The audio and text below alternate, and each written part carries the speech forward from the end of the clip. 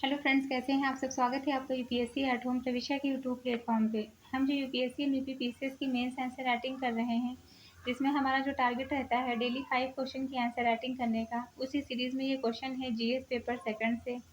अभी तक हमने इस सीरीज़ से 105 क्वेश्चन कंप्लीट कर लिए हैं। आज का ये क्वेश्चन नंबर है 106 है। ये हमारी जो मेन्स की सीरीज़ चल रही है वो यूपीएससी और यूपी पीसीएस के क्वेश्चन पेपर पे बेस्ड है। उसके साथ में मॉडल क्वेश्चन को भी कंप्लीट करवाते हैं। आप लोग चाहें तो इस सीरीज़ के माध्यम से अपनी मेंस की तैयारी को और बेहतर कर सकते हैं।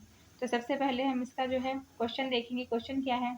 दक्षिण पूर्व एशिया के प्रति भारत की क्षेत्रीय नीति की समीक्षा कीजिए। क्वेश्चन क्या पूछा गया है?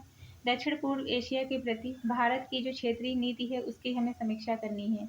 ये क्वेश्चन आपका यूपी पीसीएस 2024 का जो एग्ज़ाम हुआ है उसमें पूछा गया है। सबसे पहले हम इसका इंट्रो देखेंगे। इंट्रो में हमने क्या लिखा है?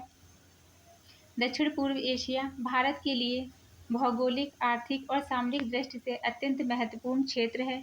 भारत ने इस क्षेत्र से संबंध मजबूत करने हेतु पहले पहले लुक ईस्ट पॉलिसी 1991 और फिर एक्ट ईस्ट पॉलिसी 2014 को अपनाया, जिसका उद्देश्य व्यापक रणनीति, आर्थिक सांस्कृतिक सहयोग को सुदृढ़ करना है। तो ये हमारा जो है इंट्रो कंप्लीट होता है। नेक्स्ट हम देखेंगे क्वेश्चन की मेन बॉडी का पार्ट क्या है। भारत की क्षेत्रीय नीति दक्षिण पूर्व एशिया के प्रति। उसके अंतर्गत जो पहला पॉइंट है वो क्या है? Act east policy 2014। इसमें क्या है? यह आर्थिक जो भारत का आर्थिक और व्यापारिक जो संबंध है उसको दर्शाता है। इसमें क्या है? लुक ईस्ट पॉलिसी 1991 को सक्रिय रूप देकर रणनीतिक, आर्थिक और सांस्कृतिक सुरक्षा सहयोग को बढ़ावा दिया गया है। इसके अंतर्गत एक्ट ईस्ट पॉलिसी के तहत भारत मेकांग क्षेत्र में निवेश का जो है निवेश बढ़ा रहा है। ये क्या कर रही है? ये जो है भारत और मेकांग क्षेत्र, जिसमें जो है कोलंबिया, म्यांमार और वियतनाम जैसे क्षेत्र आते हैं, उनके बीच में जो है क्या हो रहा है? निवेश को ये बढ़ा रहा है। नेक्स्ट हम देखेंगे इसका जो है क्या है? रणनीतिक सहयोग। इसमें क्या है? आसियान के साथ कम्प्रिहेंसिव स्ट्रेटजिक पार्टनरशिप। आसियान के साथ समग्र रणनीतिक साझेदारी, जिसमें कम्प्रिहेंसिव स्ट्रेटजिक पार्टनरशिप स्थापित की गई है।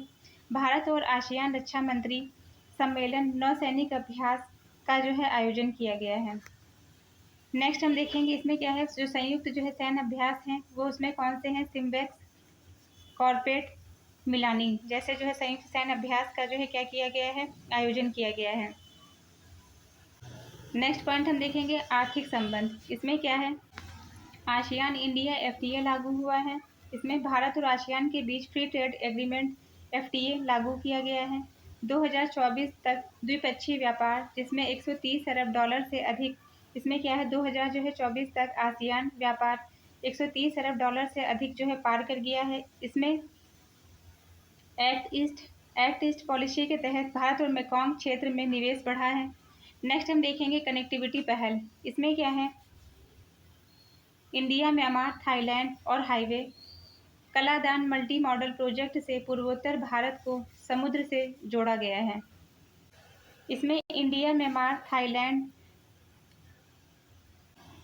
ट्राइलेटरल हाईवे जैसे प्रोजेक्ट क्षेत्रीय संपर्क को सुदृढ़ कर रहे हैं। Kaladan multi modal transit transport project से पूर्वोत्तर भारत को समुद्री मार्ग मिलेगा। नेक्स्ट क्या है? नेक्स्ट पॉइंट हम देखेंगे इसका सांस्कृतिक संबंध। इसमें क्या है? मेकॉन्ग गंगा सहयोग और जो है बौद्ध विरासत, शिक्षा, पर्यटन में सहयोग। इसमें क्या है?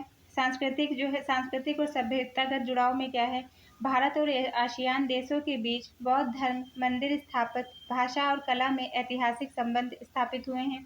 मेकॉन्ग गंगा सहयोग के माध्यम से सांस्कृतिक और शैक्षणिक संबंध सुदृढ़ हुए हैं। नेक्स्ट हम देखेंगे इंडो पैसिफिक रणनीति। इसमें दक्षिण चीन सागर ने में नौवहन की स्वतंत्रता का समर्थन किया है और आसियान जैसे देशों के साथ चीन के प्रभाव को संतुलित करना इसका जो है लक्ष्य है।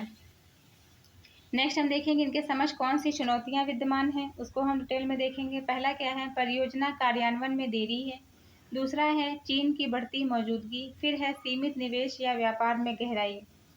परियोजनाओं में जो देरी देखने को मिल रही है ये भी बहुत बड़ी चुनौती बनी हुई, जैसे कलादान जैसे जो प्रोजेक्ट हैं। दूसरा क्या है? चीन का दबदबा और क्षेत्रीय अस्थिरता। आर्थिक संबंधों की जो है सीमित गहराई। तो ये हमने इसकी जो है चुनौतियों को देख लिया। अब हम क्वेश्चन का जो है लास्ट में इसका कंक्लूजन देखेंगे। अतः निष्कर्षतः यह कहा जा सकता है कि भारत की नीति दक्षिण पूर्व एशिया में संपर्क, सुरक्षा और सहयोग के 3 स्तंभों पर आधारित है। इसे और प्रभावी बनाने हेतु तेज क्रियान्वयन, विशेष और कूटनीतिक सक्रियता जरूरी है। तो ये हमारा क्वेश्चन कंप्लीट होता है, जो कि हमने लिया था जीएस पेपर सेकंड से। आप लोगों को हमारी ये मेंस की जो सीरीज चल रही है कैसी लग रही है, हमारे कमेंट सेक्शन में ज़रूर बताइए। ऐसे ही पढ़ते रहिए, लाइफ में आगे बढ़ते रहिए, यूपीएससी एट होम प्रविष्या के साथ में मेंस आंसर राइटिंग करते रहिए। Thank you.